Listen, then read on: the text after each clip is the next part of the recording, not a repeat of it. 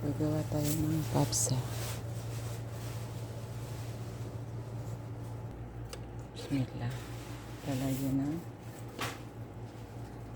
butter.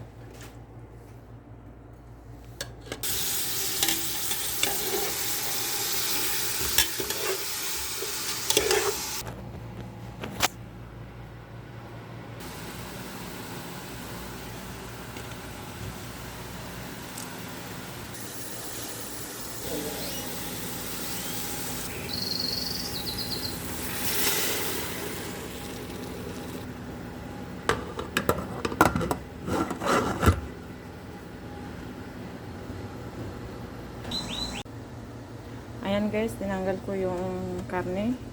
Hindi ko napakita kanina kasi nagloko yung video ko. Ayan.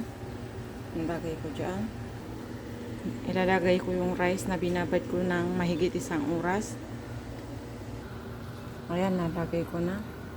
Anday natin kumulo.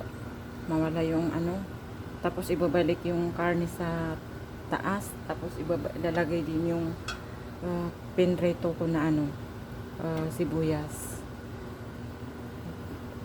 Kukulo yan, parang yung nagluluto ka ng rice, pag kumulo, tatanggal yung tubig, tatakpa.